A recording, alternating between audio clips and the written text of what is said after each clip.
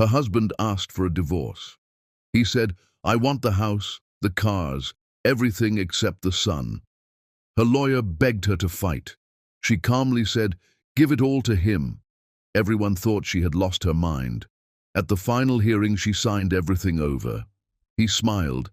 He didn't know she had already won. His lawyer turned pale when, "Hi, my beautiful family. Welcome back to Mr. Peter Stories, your own family story channel. Heavenly God, today I lift every woman in this family into your loving hands. Cover her with strength when she feels tired, with peace when her heart is heavy, and with honor that no one can ever take away. She is the silent backbone of families, the keeper of love, the giver who rarely asks but gives endlessly. Bless her health, calm her mind, protect her dignity, and reward her sacrifices with joy she never imagined. May her tears turn into comfort, her prayers turn into answers, and her patience turn into blessings. Let every woman here feel seen, respected, valued, and deeply loved, not just today, but always. My beautiful family, I write with my heart open to you. When you stay, when you listen, when you support, it gives meaning to every word I share. If this prayer touched you, please like the video and leave a comment. Your one moment of love keeps this family strong. If your heart is true, like the video. If your love is real, write, "I am with Mr. Peter." The conference room smelled like leather and expensive cologne. Jason Robards sat across from his wife with the kind of smile that made Jane's lawyer want to throw something. 12 years of marriage ending in this sterile office with fluorescent lights and a view of the parking lot where Jason's mistress waited in his BMW, her pregnant belly pressed against the steering wheel. "Let me be clear about what I want," Jason said, sliding a handwritten list across the mahogany table. His lawyer, Greg Hartwell, nodded approvingly. Jason wasn't just some deadbeat husband. He'd built Robards Tech Solutions from nothing into a company worth millions. Forbes had profiled him last year. He sat on 3 corporate boards. This was a man who won, and everyone in the room knew it. The house on Maple Ridge, both vehicles, the BMW and the Range Rover, the lake cabin in Pine Valley, our joint business, Robards Tech Solutions, all savings accounts, investment portfolios, and retirement funds. Jane's lawyer, Dorothy Kim, scanned the list with growing horror. She leaned toward Jane and whispered urgently, "This is insane! He's taking everything! Let me fight this!" Jane sat perfectly still, her hands folded on the table. She wore a simple gray dress, no jewelry except her wedding ring. She looked exactly like what Jason believed her to be, a secretary wife who'd gotten lucky marrying up, forgettable, disposable, weak. "There's one more thing," Jason continued, his voice dripping with false regret. "I don't want custody of Miles." Dorothy's pen clattered to the table. "Excuse me?" "Our son." Jason leaned back in his chair like he was discussing a merger, not abandoning his 8-year-old child. "I'm starting a new family. Fresh start. Miles can stay with Jane. I'll send birthday cards, obviously. But I don't want joint custody, visitation schedules, any of that mess." "You're giving up your son?" Dorothy's voice cracked with disbelief. Greg Hartwell interjected smoothly. "My client is being generous. He's providing Mrs. Robards with exactly what she values most, their child. In exchange, he's requesting the material assets they built together." "Built together?" Dorothy slammed her folder shut. Jane worked as his assistant while putting him through business school. She handled every detail of his life while he built his precious company. She raised his son alone while he worked 80-hour weeks and slept with his secretary. "Dorothy." Jane's voice cut through the rising tension like a knife through silk, quiet, controlled, final. Dorothy turned to her client, frustration written across her face. "Jane, please, let me negotiate. This is absurd. You deserve half of everything, full custody with child support, alimony." Give him what he wants." The room fell silent. Jason blinked, confused by how easy this was. He'd prepared for a fight, for tears, for Jane to beg him to reconsider. Instead, she was just giving up, exactly like he'd expected. She'd always been too soft for the real world. Dorothy leaned closer, her voice dropping to an urgent whisper. "Jane, listen to me. If you sign this, you walk away with nothing. No house, no car, no savings, just Miles and whatever you can fit in a suitcase. You'll be starting over from zero while he lives in your dream home with that woman and their baby. This is financial suicide." Jane met her lawyer's eyes with an expression that was almost peaceful. "I understand." "No, I don't think you do." Dorothy's hands trembled as she shuffled through papers. "The house alone is worth $700,000. The business, even with recent setbacks, has assets worth at least $3 million. The investment accounts, the retirement funds, you're entitled to half of everything accumulated during the marriage. We're talking about walking away from over $2 million in assets." "I don't want his money." "It's not his money. It's your money. You earned it alongside him." Jason's smirk widened. He was enjoying this, watching Jane crumble under the weight of his betrayal. What he didn't see was the way Jane's fingers tightened almost imperceptibly on her purse. What he didn't know was that inside that purse was a phone receiving real-time updates from 3 different corporate accounts she'd been managing for the past 7 years. Greg Hartwell pulled out the preliminary divorce agreement, already drafted, already favoring Jason completely. "Mrs. Robards," Greg said with practiced sympathy that fooled no one, "I admire your desire to move forward amicably. However, I do need to ensure you understand what you're agreeing to. You'll be responsible for Miles's care with no financial support from my client. You'll need to secure your own housing, transportation, and employment. Are you certain this is what you want?" "Absolutely certain." Dorothy threw her hands up. "This is malpractice. I'm advising you, as your attorney, to reject these terms completely. Let me file a counterpetition. We can drag this out, force discovery, expose his affairs, make him pay for every dime he's trying to steal." "No." Jane's voice remained calm, but something flickered in her eyes, something Dorothy couldn't quite read. "I want this over, today. I'll sign whatever needs to be signed." Jason leaned forward, unable to contain his satisfaction. "You always were too soft, Jane. That's why you'll never succeed in the real world. You don't have the spine for it. You're a good assistant, a decent mother, but you don't have what it takes to fight." For the first time, Jane looked directly at him. Really looked at him. Her expression was unreadable, and for just a second, Jason felt something cold touch his spine. Then it was gone, and she was just his mousy, soon-to-be ex-wife again. "You're right, Jason. I don't have your kind of spine." Greg cleared his throat. "If we're all in agreement, I'll have the final documents drawn up within the hour. We can proceed to—" "Actually," Jane interrupted softly, "I do have one small request." Dorothy's head snapped up, hope flickering across her face. Greg's eyes narrowed slightly. "What kind of request?" Jason asked, his confidence wavering for just a moment. Jane opened her purse and pulled out a single sheet of paper. She slid it across the table with the same careful precision someone might use to place a chess piece. "I'd like Jason to sign this acknowledgement that Miles is our only child together." Jason barely glanced at it. "Of course he is. What kind of question is that?" Greg picked up the document, scanning it quickly. Standard legal language. A simple statement acknowledging Miles Robards as the sole child born to Jason Robards and Jane Tyson during their marriage. Nothing unusual. Nothing suspicious. "This is acceptable," Greg said, passing it to Jason. "It's actually helpful for estate planning purposes. Clarifies lineage." Dorothy grabbed the paper, reading it line by line, searching for hidden clauses or trick language.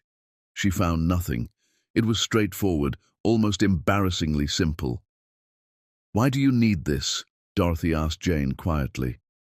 "Peace of mind," Jane replied. "I just want everything clear. No ambiguity about who Miles belongs to." Jason snatched a pen from the table. "Fine. Whatever.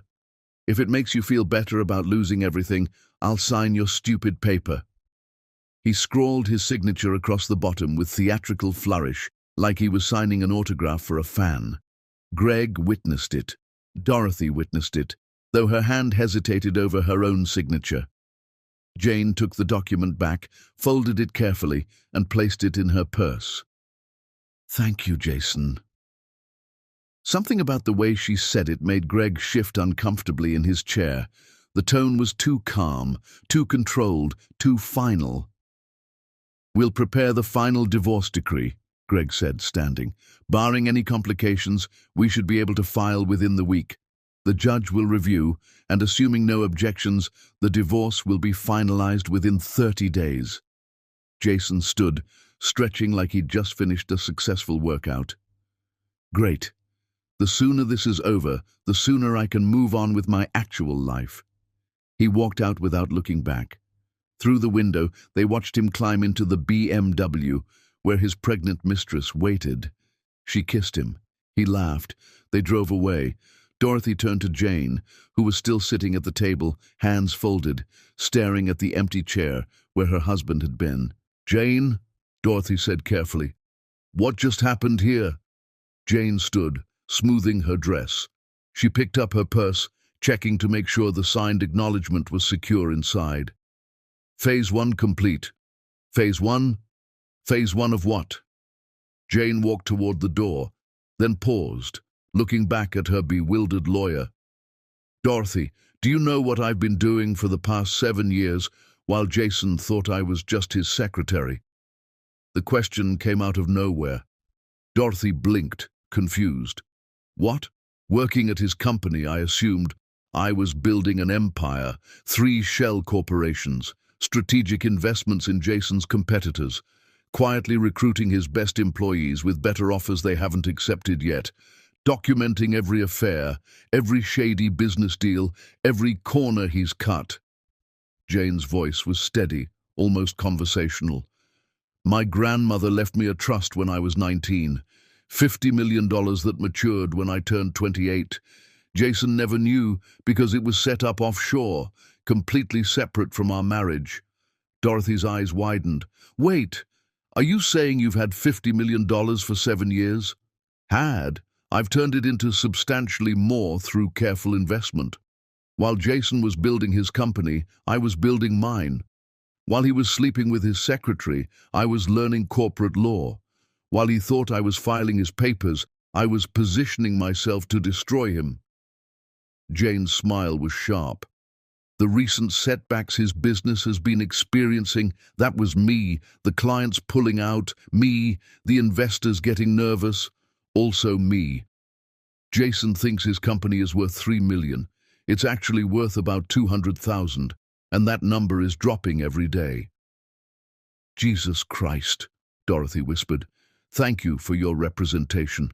I'll need you for the final hearing in 30 days. After that, I'll be hiring different counsel, corporate attorneys, not family law. I have some acquisitions to make." Jane walked out of the office, leaving Dorothy standing in the conference room, her mind racing through the implications of what she'd just witnessed.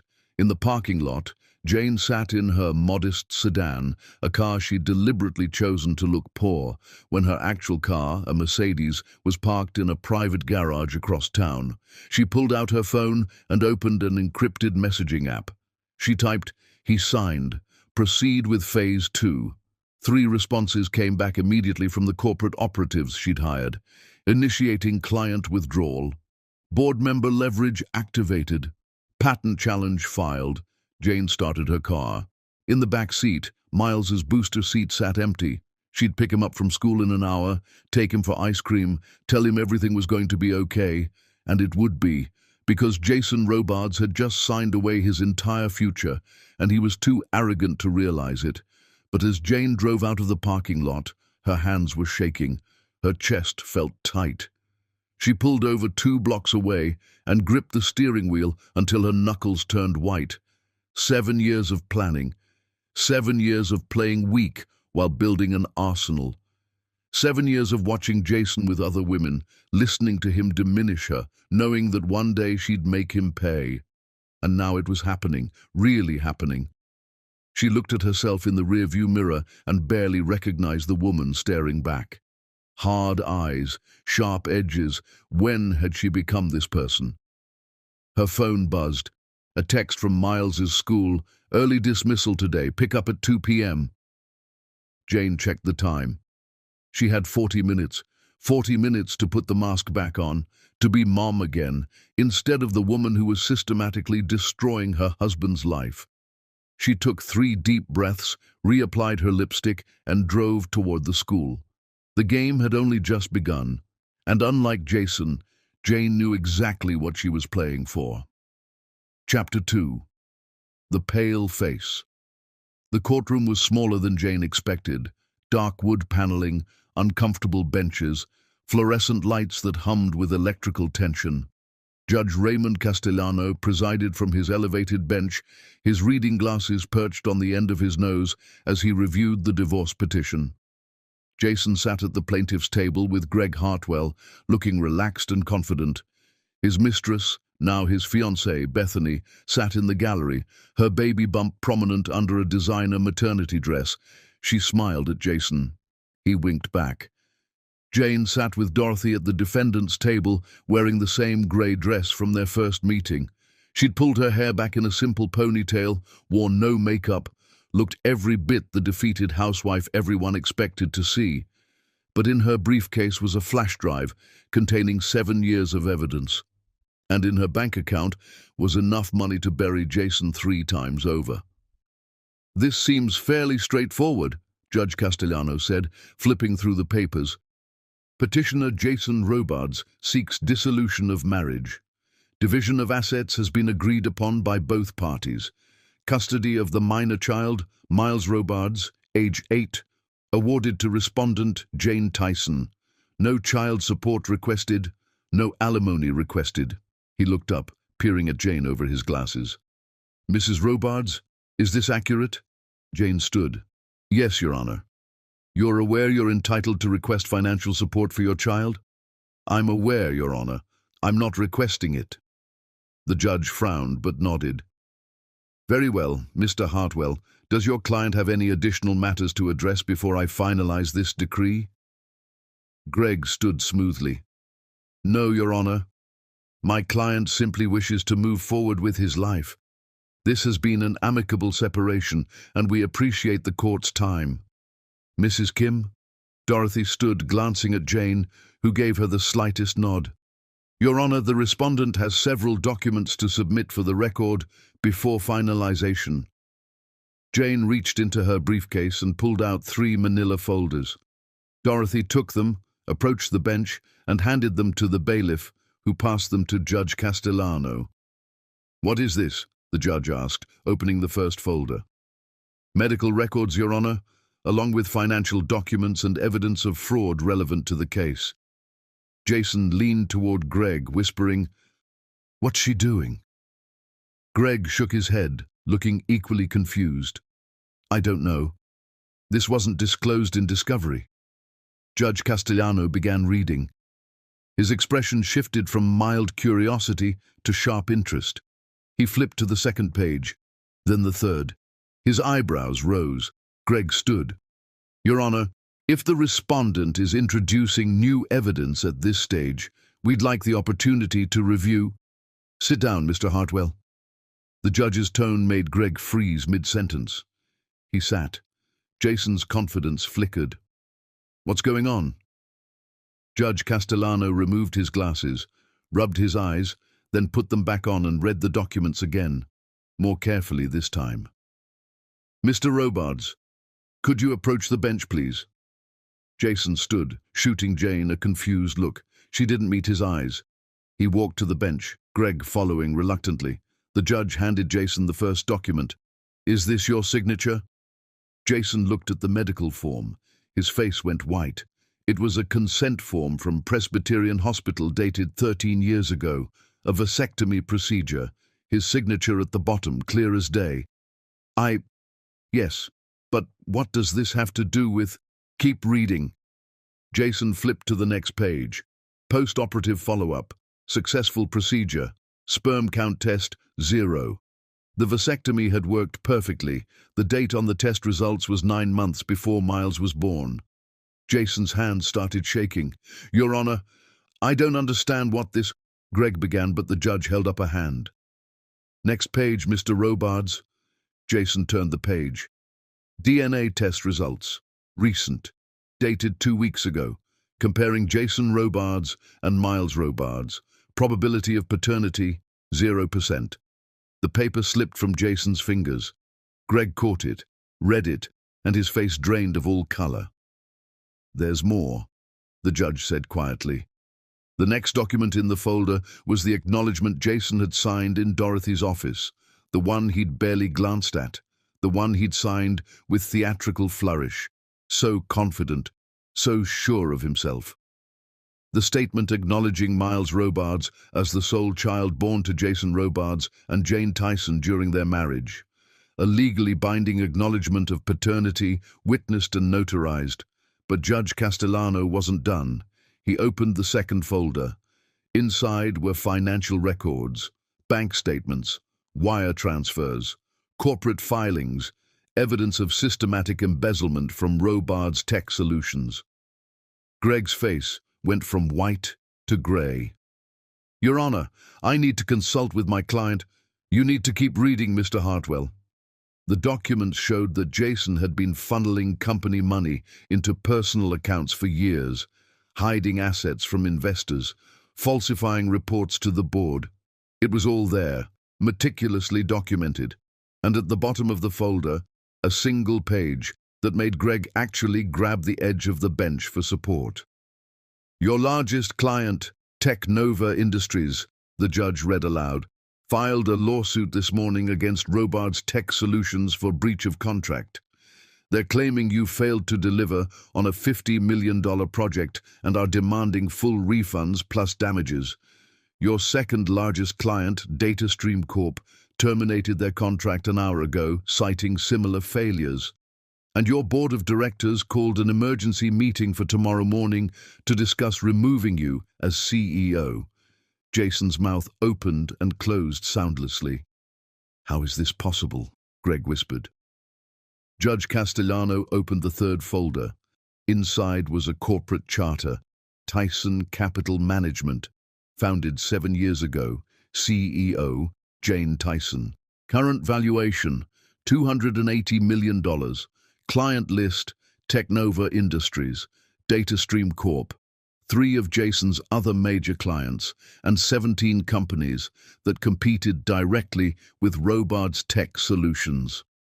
Your wife, the judge said, his voice carrying across the courtroom, has been systematically dismantling your business for the past 6 months. Every client you've lost, every investor who pulled out, every board member who turned against you, she orchestrated all of it. Jason stared at Jane, who sat calmly at the defendant's table, her hands still folded, her expression serene. That's illegal, Jason stammered. She can't. Actually, the judge interrupted. Every action she took was completely legal. She offered better services at better prices to your clients. They chose to leave. That's called competition, Mr. Robards. What's potentially illegal is this. He tapped the embezzlement records. The district attorney received copies of these documents this morning. I expect you'll be hearing from them shortly. Greg was frantically flipping through documents, searching for an escape clause, a loophole, anything. He found nothing. But the DNA test, Jason said desperately. Miles isn't mine. I can contest the acknowledgement. You signed a legal document acknowledging paternity less than 30 days ago, the judge said, in front of witnesses, after having over 8 years to contest paternity if you had doubts. That acknowledgement is binding, regardless of biological connection. Your Honor, this is entrapment. This is consequences, Mr. Hartwell. The judge's voice was sharp. Your client had a vasectomy and never told his wife. He lived with a child he knew wasn't biologically his and said nothing. He chose to abandon that child in divorce proceedings. And when given a clear opportunity to acknowledge the truth, he instead signed a legal document claiming the child as his own. The judge looked at Jason with undisguised contempt. You wanted everything except the son. Congratulations, Mr. Robards. You're getting exactly that. What does that mean? Jason's voice cracked. It means child support. It means you acknowledge paternity. And in this state, that acknowledgement is legally binding regardless of biological connection. It means that while you're losing your company, your reputation, and quite possibly your freedom, if the DA presses charges, you'll also be financially responsible for the son you tried to discard. In the gallery, Bethany stood up, her face pale. Jason, what is he talking about? What embezzlement? What company? But Jason couldn't answer. He was staring at the documents spread before him, the vasectomy records, the DNA test, the acknowledgement of paternity, the evidence of his fraud, the corporate filings showing Jane's empire, every angle cut off, every escape route blocked, and for the first time, he realized he hadn't been fighting Jane. He'd been fighting someone he'd never known existed, someone who'd spent 7 years preparing for this exact moment while he'd been too arrogant to notice. Do you understand what you've done? The judge asked Jason. Jason finally found words. She tricked me. Judge Castellano looked at Jane, who sat calmly at the defendant's table, and something that might have been respect crossed his face. Mrs. Robards, would you like to address the court? Jane stood. Her voice was steady, clear, and devastating. Your Honor, I've known about my husband's vasectomy for 12 years. He got it done during a business trip, told me he was having a minor medical procedure, and never mentioned it again. When I became pregnant with Miles, I didn't understand how it was possible. When Miles was born and looked nothing like Jason, I had the DNA test done. I've known Miles wasn't Jason's biological child since he was 6 months old. Jason stared at her, horror and disbelief warring on his face. You've known for 8 years? Jane ignored him, continuing to address the judge. I chose to stay in the marriage for Miles's sake, and because I was building something. My grandmother left me a trust when I was 19, $50 million that matured when I turned 28. Jason never knew, because it was set up before our marriage, completely separate from our marital assets. I've spent the past 7 years turning that money into an empire. Then why reveal this now? The judge asked. Because Jason chose to destroy our family for a woman he barely knew and a life he thought would be easier. He looked at me, at our son, at 12 years of marriage, and decided we were disposable. So I wanted to make sure Jason understood exactly what he was throwing away and exactly what he'd be responsible for when he lost everything else. Judge Castellano closed the folders and looked at both parties. I'm going to ask one more time. Does either party wish to contest any aspect of this divorce decree before I finalize it? Dorothy stood. The respondent has no objections, Your Honor. Everyone looked at Greg. The lawyer opened his mouth, closed it, opened it again.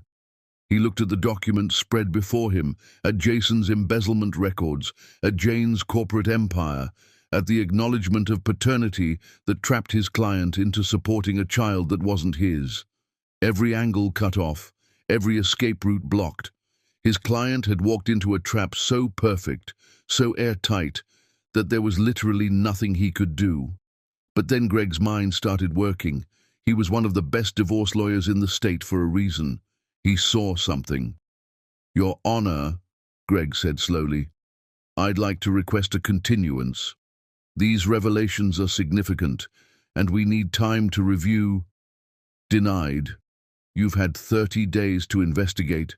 If you missed this evidence, that's not the court's problem. Then I'd like to contest the paternity acknowledgement on grounds of fraud. The fraud was committed by your client, Mr. Hartwell, not by the respondent. I'd like to petition for a reduction in child support based on my client's current financial situation. File a separate motion. This court is here to finalize the divorce, not to litigate child support. Greg was running out of options, but he wasn't done. Your Honor, the respondent's actions in deliberately sabotaging my client's business while divorce proceedings were active could be construed as smart business, Mr. Hartwell. Mrs. Robards operated completely within the law. She competed fairly in the marketplace and won. That's not sabotage. That's capitalism. Greg tried one last angle. The deliberate concealment of the trust fund and the DNA results could be what? She had no legal obligation to disclose a trust that matured before the marriage or DNA results for a child your client was raising as his own. In fact, given your client's own concealment of his vasectomy and his years of infidelity, I'd say Mrs. Robards showed remarkable restraint. Jason grabbed Greg's arm. Do something. There has to be something. But Greg just shook his head slowly. There was nothing. Jane had played this perfectly. Mr. Hartwell, the judge prompted, do you have objections to this divorce decree? Greg's voice was hollow. No objections, Your Honor. The gavel came down with a sharp crack that made Jason flinch. Divorce granted. Mr. Robards, child support will be set at the statutory amount based on your previous income until you file a modification petition. This court is adjourned. Jason stood frozen as people filed out of the courtroom. Bethany approached from the gallery, her voice shrill with panic. Jason, what just happened? What did that judge mean about embezzlement, about child support for someone else's kid? You said she had nothing. You said we won. Jason couldn't answer.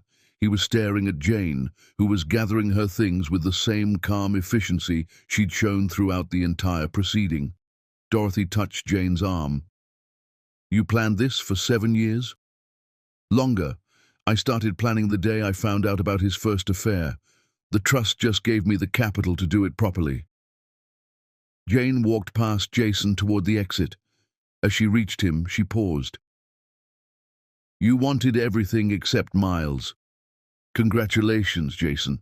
You got exactly what you asked for. Nothing that matters, and the one responsibility you tried to escape.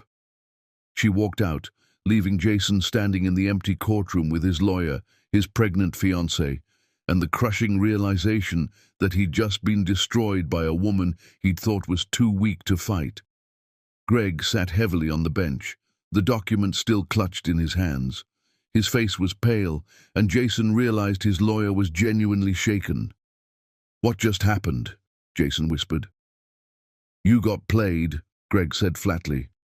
Completely thoroughly played by someone who spent 7 years setting you up.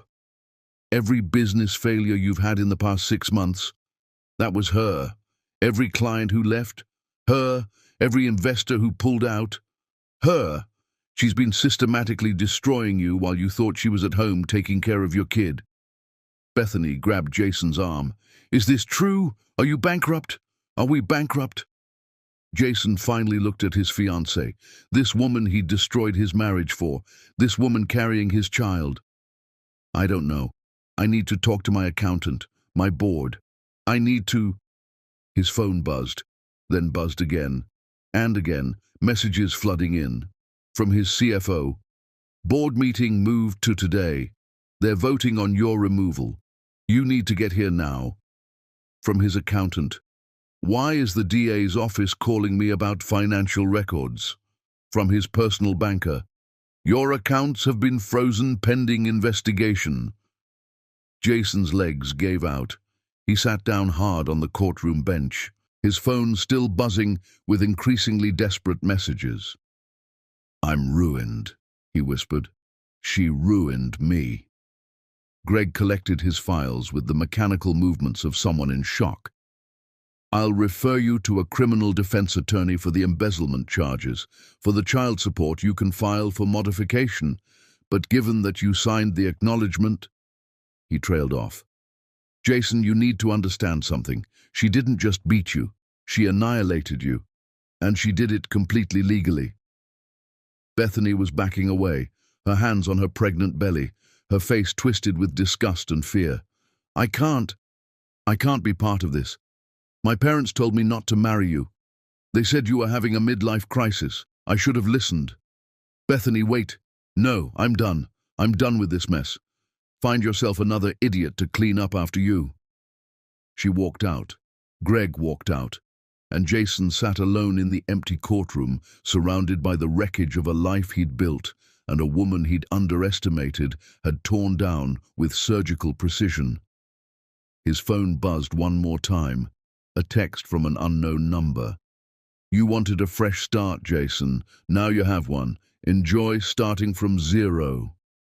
Jay. Jason looked at the message and finally understood. Jane hadn't just divorced him, she'd erased him, and she'd done it so completely, so perfectly, that he had no one to blame but himself. Chapter 3. The War. 2 weeks after the divorce was finalized, Jason sat in his lawyer's office. Not Greg Hartwell, who'd dropped him as a client, but a new lawyer, Kent Morrison, who specialized in salvaging disasters. Walk me through this again, Kent said, reviewing the documents Jason had brought. Because what you're describing sounds impossible. That's what I thought too. Jason's voice was hoarse from lack of sleep. He'd been living in a hotel since Bethany had left, using a credit card he hoped wouldn't get declined. But it's real. Every client I've lost in the past 6 months, every investor who pulled out, every deal that fell through, it all traces back to her. Kent pulled up a spreadsheet on his laptop. Tyson Capital Management, founded 7 years ago, current holdings. He whistled low. 280 million, and you're telling me this is your ex-wife? My ex-wife, who I thought was a secretary, who I thought had nothing. Well, she has something now. Kent scrolled through pages of corporate filings. She owns pieces of 17 companies that compete with yours. She's on the board of 3 major venture capital firms. She has relationships with every major player in your industry. He looked up. How did you not know about this? I didn't pay attention. The admission burned. She worked part-time as my assistant. I thought that was her whole life. I didn't know she was building an empire in her spare time. Kent leaned back in his chair, studying Jason with the calculating gaze of someone trying to decide if his client was worth saving. The good news is, what she did was technically legal. She competed with you in the marketplace and won. The bad news is, she's still doing it. Your remaining clients are receiving offers from Tyson Capital right now. Can't we stop her? Sue her for something? For what? Running a better business? Offering better prices? Kent shook his head. Jason, here's the reality. Your company is worth about $100,000 at this point. Maybe less. You have 3 employees left, and they're shopping their resumes. Your board is voting on your removal tomorrow, and the DA is building an embezzlement case that, frankly, looks pretty solid. Jason felt the walls closing in. What if I fight back? What if I expose her? Tell people she deliberately sabotaged me during the divorce? Tell them what? That she built a successful company? That she competed fairly and won? That makes you look weak, not her look guilty. Kent pulled up another document. I did some digging. Her reputation in the industry is spotless. People describe her as brilliant, strategic, fair. She's donated millions to charity. She's mentoring young entrepreneurs. She's a single mother raising a kid while building an empire. You go after her publicly, and you look like a bitter ex-husband who can't handle losing. So what do I do? Kent closed his laptop. You have 2 choices. 1, you accept that you lost. You declare bankruptcy, negotiate a plea deal on the embezzlement charges, pay whatever child support the court sets, and start over from nothing. Or 2, you fight. But if you fight, you need to understand something. She's smarter than you, richer than you, and she's been planning this for 7 years. You're fighting from a position of complete weakness. I want to fight. Kent studied him for a long moment. Why? Pride? Revenge? What exactly are you hoping to accomplish? Jason thought about Bethany leaving, about his parents taking Jane's side, about Miles calling him Mr. Robards in that polite, distant voice, about watching his entire life disintegrate while Jane stood calm and untouched. I want her to know she didn't break me. I want to survive this. And I want to be able to look my son in the eye someday and tell him I didn't just roll over and die. Your son who isn't biologically yours? Who you tried to give up in the divorce? The words hit like a slap. Yes, that son. Kent nodded slowly. Okay, then here's what we do. We hire a private investigator. We go through her business dealings with a microscope. We look for anything, any corner cut, any rule bent, any favor that crossed a line. We find her weakness. She doesn't have weaknesses. Everyone has weaknesses, Jason. We just have to find hers. Over the next 3 months, Jason became obsessed. He hired the investigator Kent recommended, a former FBI agent named Rita Blackwood, who cost more per hour than Jason's current employees made per day. He maxed out credit cards, borrowed money from what few friends hadn't abandoned him, and poured every resource into finding something, anything, he could use against Jane. Rita came back with disappointing news. She's clean, Rita said, sitting across from Jason in his hotel room. I've gone through 7 years of transactions. Every deal is legitimate, every contract is fair, every business relationship is above board. If anything, she's more ethical than most CEOs I investigate. There has to be something. There isn't. She's careful, methodical. She doesn't take risks. She doesn't cut corners. Rita pulled out her notes. But I did find something interesting. Not illegal, but strategic. Tell me. 6 months before your divorce, she started positioning herself more aggressively, reaching out to your clients directly, making offers, building relationships. It was subtle enough that no one noticed it was coordinated, but looking back, it's clear she had a plan. Can we use that? Use it how? She competed for your clients? That's not a crime? Rita paused. But there is one person who might know more about her strategy, someone who was close to her during the planning phase. Who? Her mother, Vivian Tyson. She's retired now, lives in Connecticut, but she used to run the family business before your ex-wife took over. If anyone knows how deep this plan goes, it's her. Jason flew to Connecticut the next day. He found Vivian Tyson's address through public records and showed up unannounced at her townhouse in an expensive neighborhood. The woman who answered the door was in her 60s, elegant, with the same sharp eyes as Jane. Mr. Robards, she said, not sounding surprised. I wondered when you'd show up. You know who I am? Of course.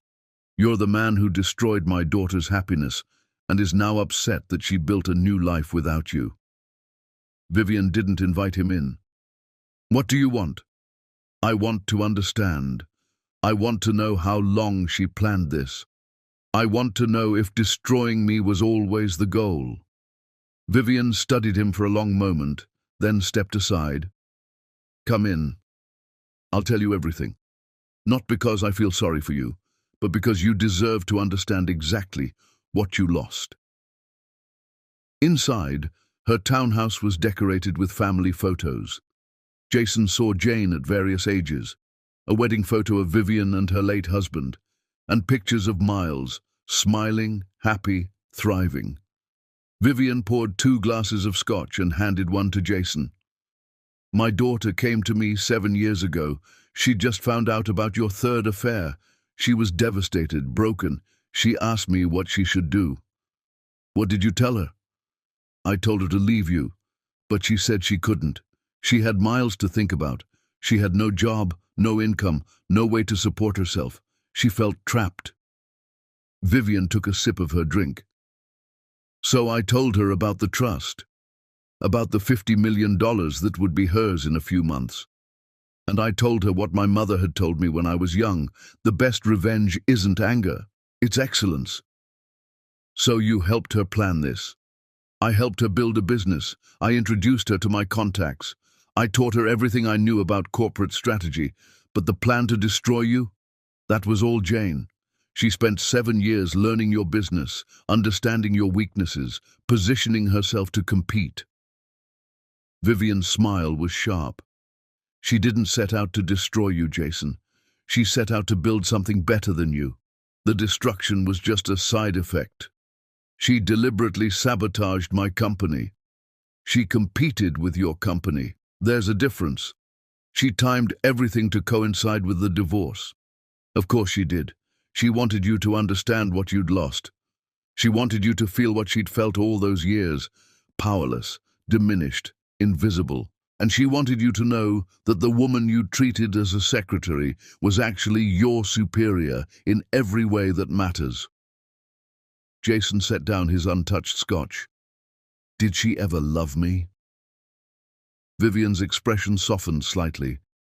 I think she loved who she thought you could be, but you chose to be someone else, someone who valued power over partnership, someone who saw her as a possession instead of a person.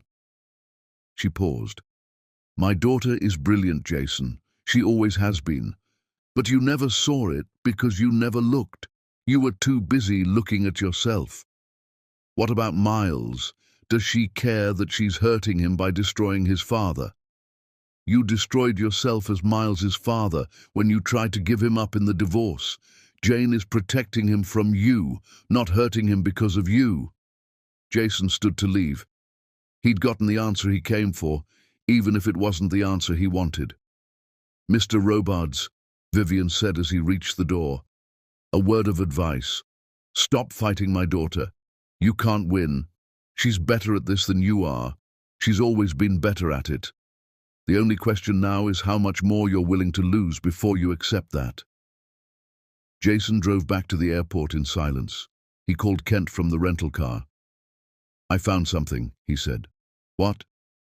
Confirmation. This was planned, deliberate, coordinated. Can we prove it was illegal? No. Can we prove she's brilliant and I'm an idiot? Absolutely.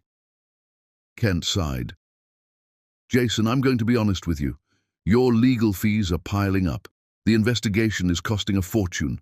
Your company is about to be sold for parts, and we haven't found anything that would change the outcome of your divorce or your child support obligations. It's time to accept reality. No. There has to be something. Some mistake she made. Some moment where she slipped up. And if there isn't, Jason gripped the steering wheel harder. Then I keep looking until I find it. But even as he said it, a small voice in the back of his mind whispered the truth he wasn't ready to accept. Jane hadn't made mistakes. She'd made choices, and every choice had been smarter than his. The war he thought he was fighting, it had been over before it started. He'd just been too blind to notice. Chapter 4. The Crack. 5 months after the divorce, Jane sat in her office at 11 p.m., staring at an email she'd read 20 times already. We need to talk about the data stream acquisition. There are concerns about timing and intent. Call me. Robert. Robert Chen was her mentor, one of the venture capital partners who'd helped her build Tyson Capital.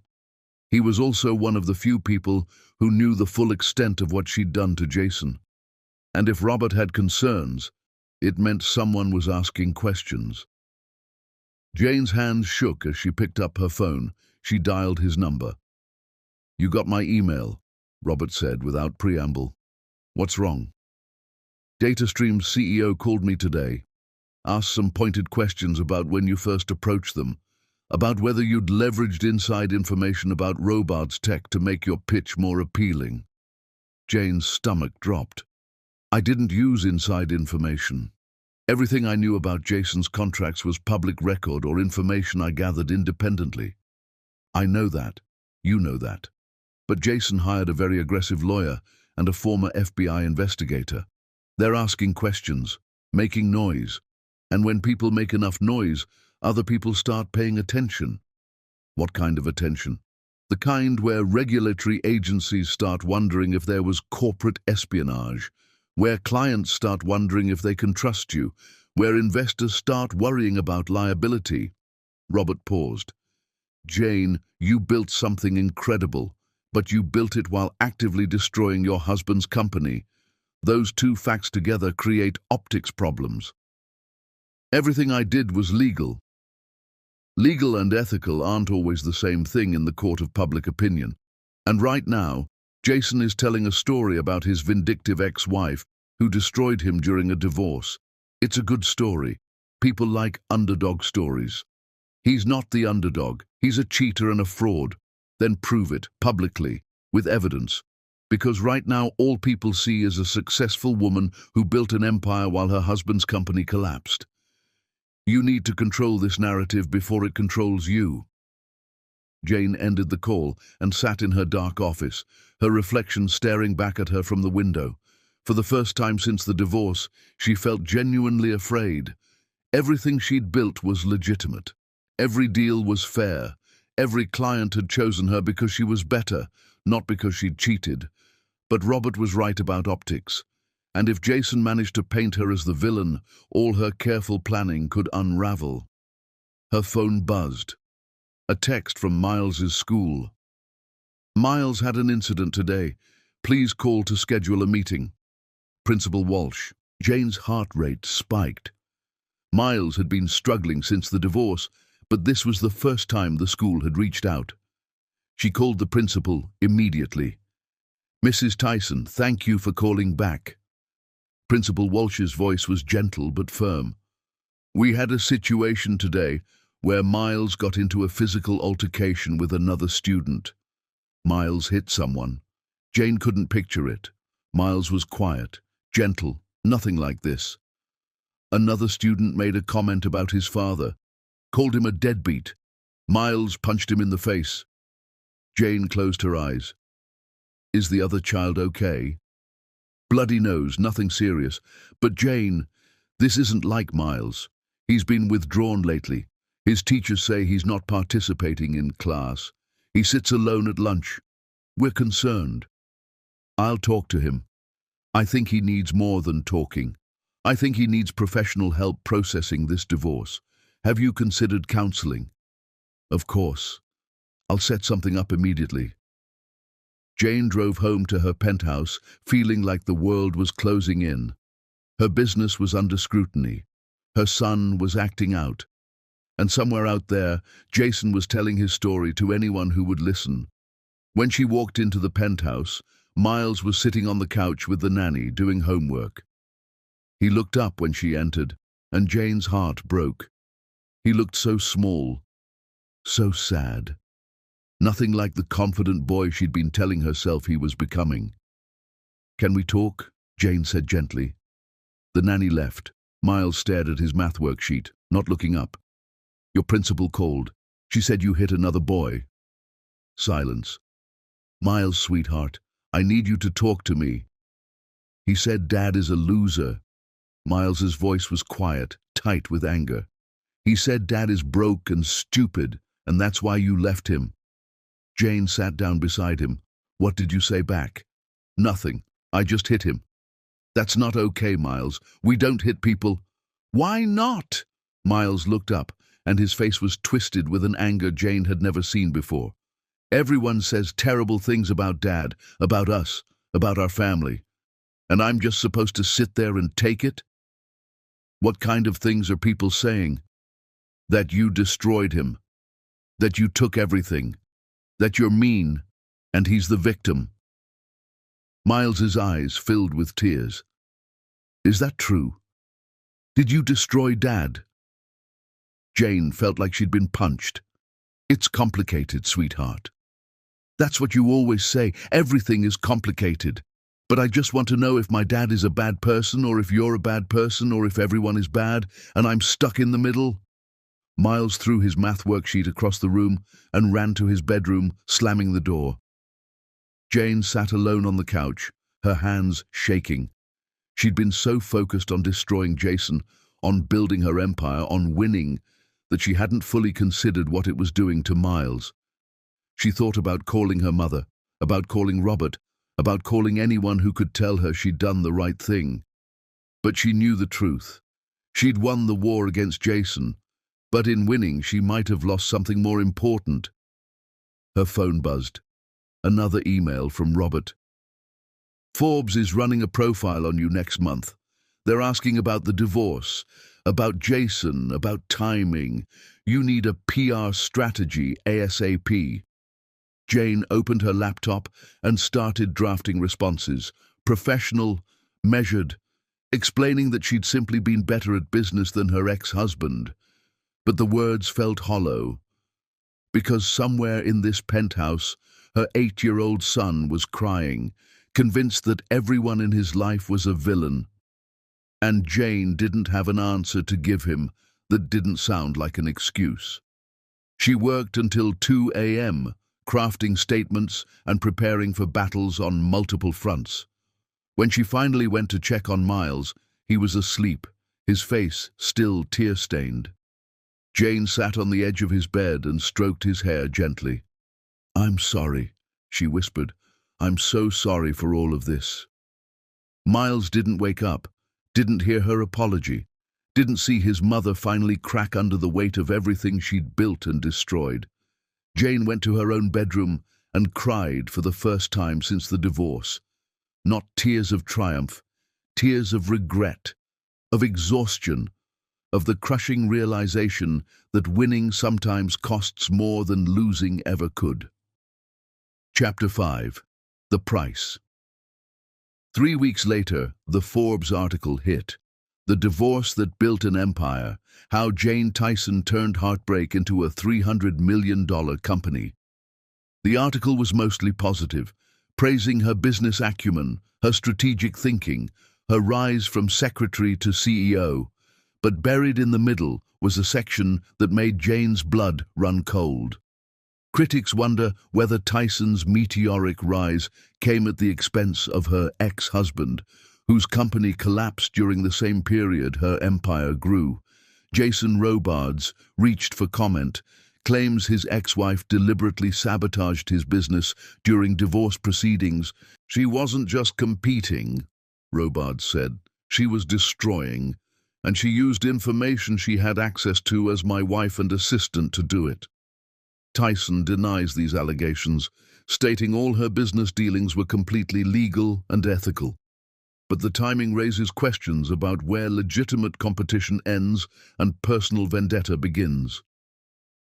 The article had been online for less than an hour when Jane's phone started ringing.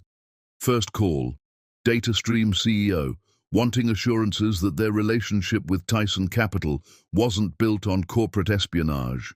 Second call, her board chair, concerned about potential liability. Third call, a reporter from the Wall Street Journal, asking for a statement about Jason's allegations. By noon, Jane had done 6 damage control calls and scheduled an emergency board meeting. By evening, she was sitting across from Robert and 2 crisis PR consultants in her conference room. "This is manageable," the lead consultant, a sharp woman named Diana Pierce, said. "But you need to get ahead of it. We need to tell your story before Jason tells his." "What story?" Jane asked tiredly. "The truth. That you built a business while married to a man who undervalued you, that you competed fairly and won, that his company collapsed because he mismanaged it, not because you sabotaged it." Diana pulled out a presentation. "We'll get you on podcasts, at conferences, in interviews. We'll position you as a role model for women who've been underestimated. We'll make Jason's allegations look like sour grapes from a bitter ex. Won't that just make things worse? Put more attention on the divorce?" "The attention is already there, Jane. Now we control the narrative, or Jason does." Robert leaned forward. "There's something else you need to know. I got a call today from one of the regulatory agencies. They're not opening an investigation yet, but they're watching. If Jason provides any evidence, even circumstantial evidence, of insider trading or corporate espionage, they'll have to look into it. There is no evidence because I didn't do anything illegal. I know. But investigations aren't about guilt. They're about perception. And an investigation into Tyson Capital would scare away clients, investors, everyone. Jane felt the walls closing in. She'd been so careful, every move legal, every tactic ethical. But Jason was making noise, and noise attracted attention, and attention could destroy everything she'd built. "What do I need to do?" she asked. Diana pulled out a calendar. 3 podcast interviews this week, a conference keynote next week, an op-ed in Harvard Business Review about women in tech. We flood the zone with your story until Jason's allegations are buried under evidence of your competence. Jane nodded, but inside she felt hollow. She was about to spend weeks talking about her divorce, about Jason, about the empire she'd built from the ashes of her marriage. It would be exhausting, invasive. And Miles would hear all of it. Miles, who was already struggling, who already thought everyone in his life was a villain. "I need to talk to my son first," Jane said. "Before we do any of this, I need to explain it to him." Diana nodded. "That's smart. Kids hear things. Better it comes from you."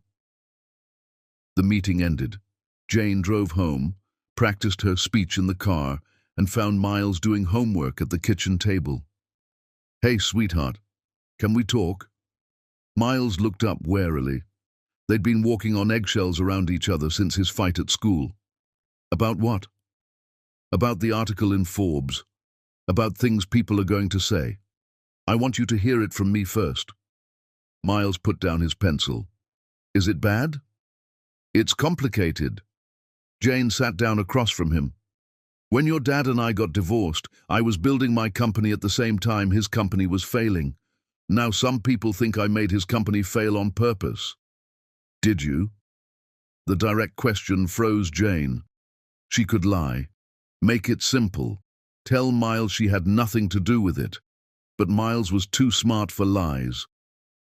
"I competed with him," Jane said carefully. "I built a better company, and his clients chose me instead of him. That's not making him fail. That's just being better at business." "But you wanted him to fail, didn't you?" Jane's chest tightened. "Yes. I wanted him to understand what he'd lost.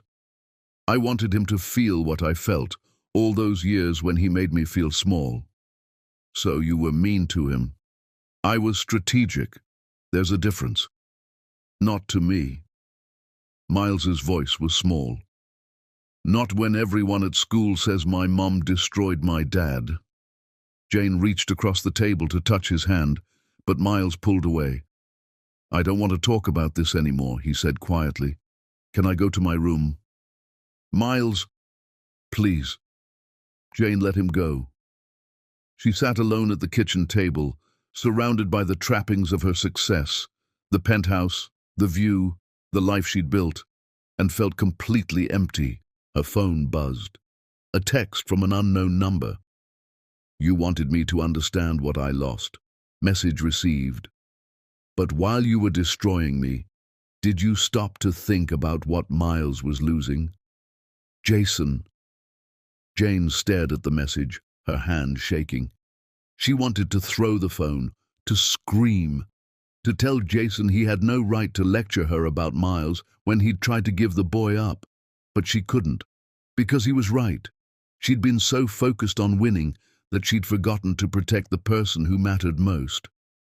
Jane opened her laptop and pulled up Diana's contact information. She typed out an email.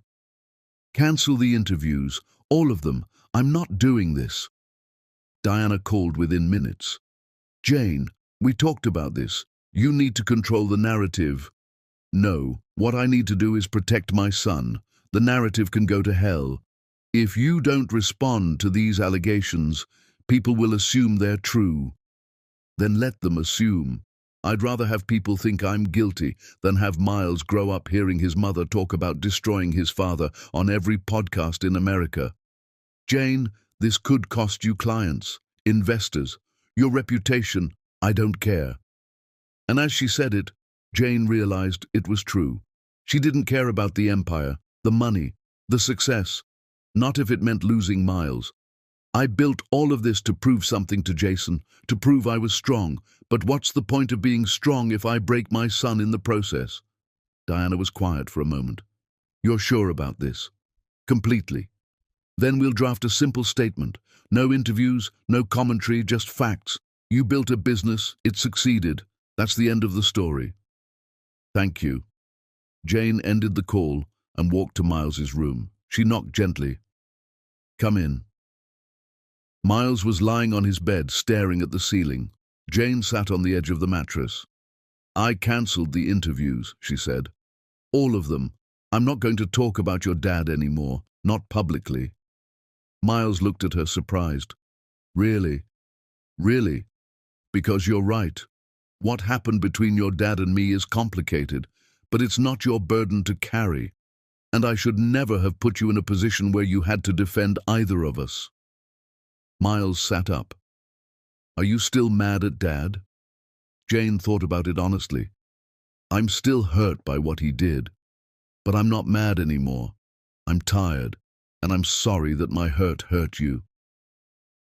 Do you think we'll ever be a normal family again? The question broke Jane's heart. Sweetheart, we're never going to be the same family we were before, but maybe we can be a different kind of family, one where everyone is honest, where no one has to be perfect, where we figure things out together. Miles was quiet for a long moment. Then he said something that stopped Jane's breath. I want to see Dad, not like visits with counselors. I want to actually talk to him. Jane's instinct was to say no, to protect Miles from Jason, to keep control. But she looked at her son, this beautiful, complicated boy who'd been caught in the middle of a war he didn't start, and made a choice. Okay, I'll set something up. Really? Really? Because you're right. You deserve to know your dad. Not the version I tell you about, not the version he wishes he was, the real person. And you deserve to decide for yourself what kind of relationship you want with him. Miles hugged her fiercely. Thank you, Mom. Jane held her son and cried quietly.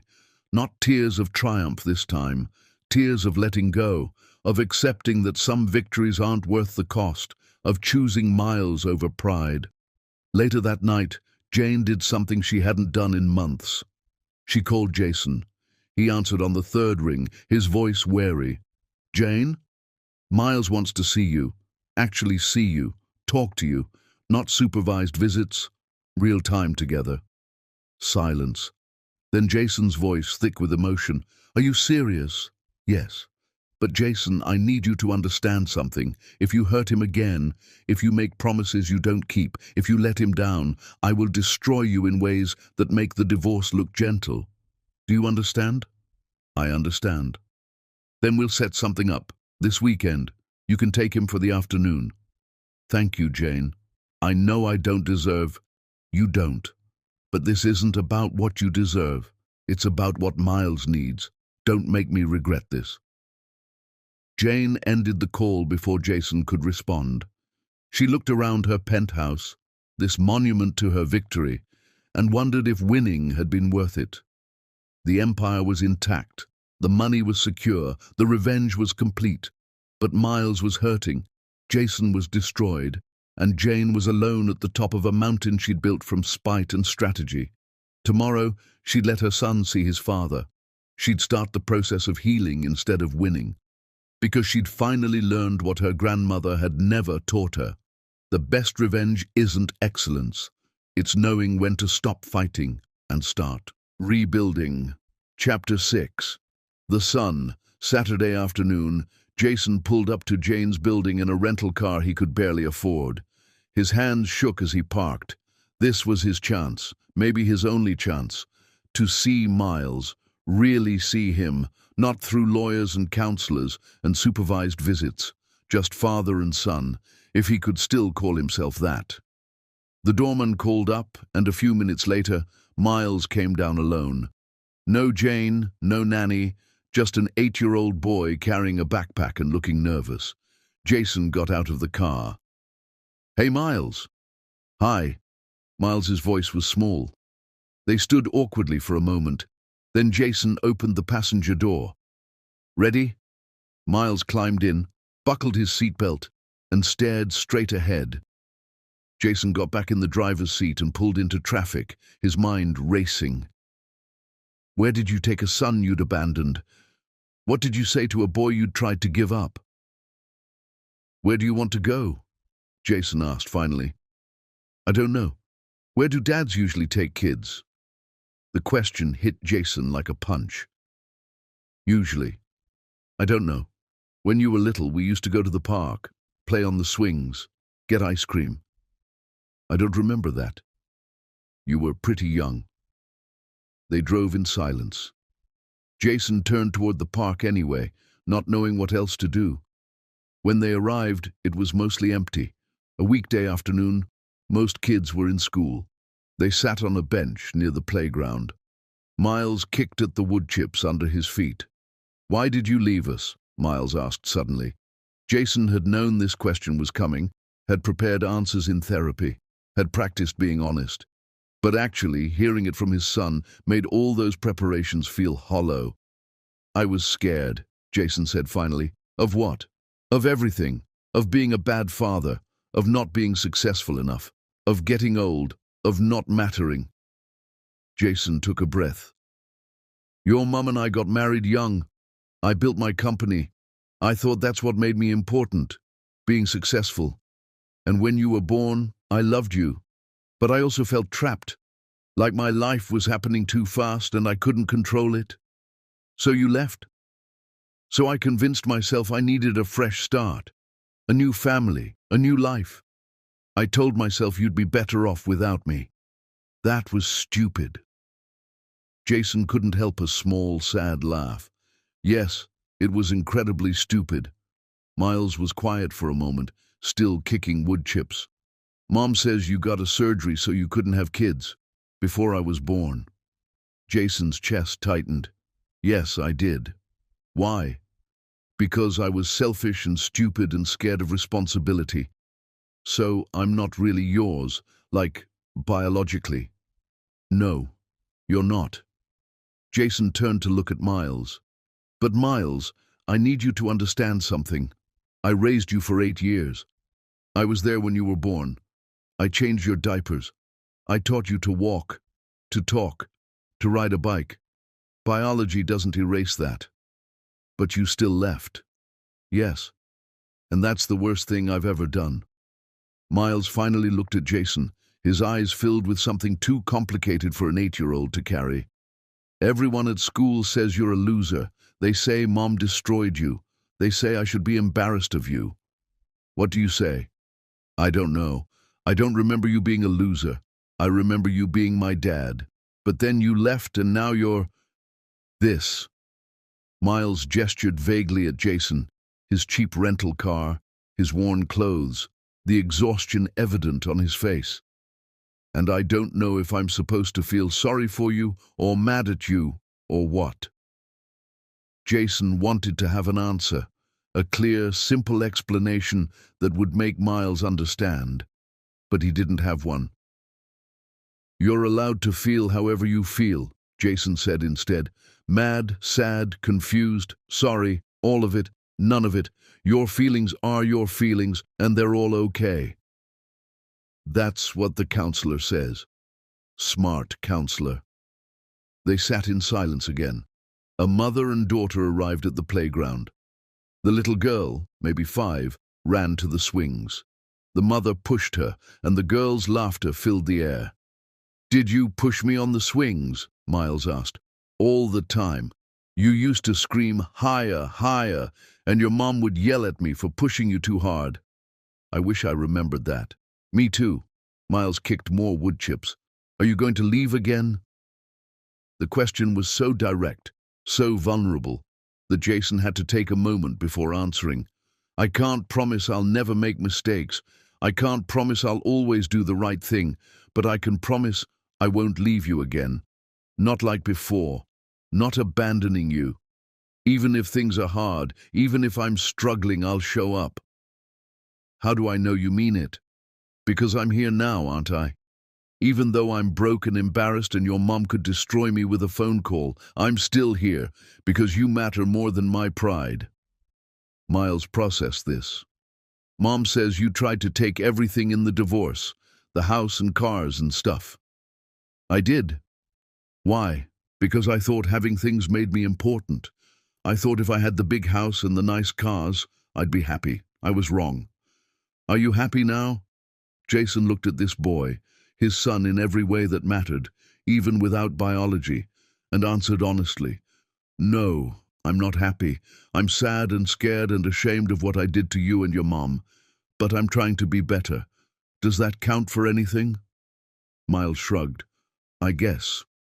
They sat on the bench until the mother and daughter left, until the sun started getting lower, until the silence between them felt less awkward and more comfortable.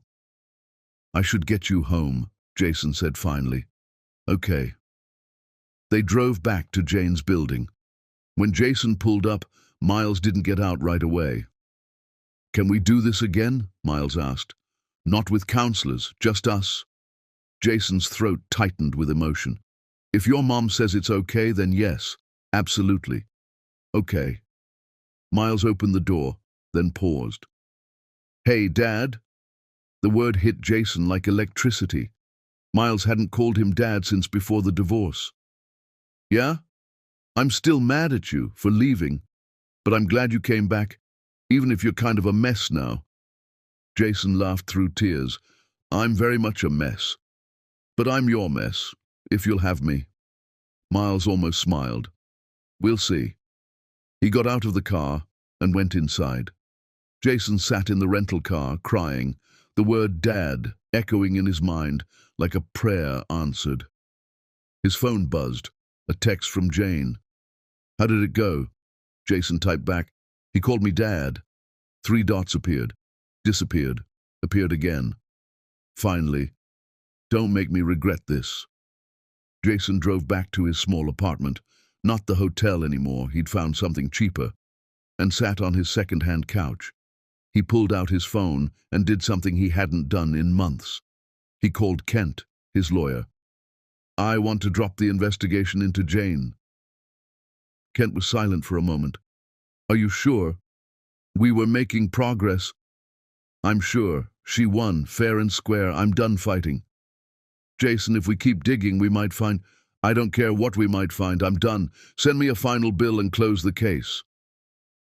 Jason ended the call and felt something he hadn't felt in months. Relief. He'd lost the war, lost everything. But maybe, just maybe, he could win back his son. And that was worth more than any revenge. Chapter 7. The Cost. 8 months after the divorce, Miles started having nightmares. Jane would wake to him screaming, run to his room, find him tangled in sheets and sobbing. When she asked what the nightmares were about, Miles would just shake his head and refuse to talk. The school counselor called again. Miles was falling behind in his classes, not participating, sitting alone at lunch. The other kids were starting to avoid him. Jane hired a child psychologist, Dr. Rachel Foster, who specialized in children of divorce. After 3 sessions, Dr. Foster called Jane in for a parent conference. Miles is carrying a lot of guilt, Dr. Foster said gently. He feels responsible for the conflict between you and Jason. That's ridiculous. None of this is his fault. I know that, you know that, but Miles doesn't. In his mind, if he wasn't born, you and Jason would still be together. If he was Jason's biological child, maybe Jason wouldn't have left. If he was a better kid, maybe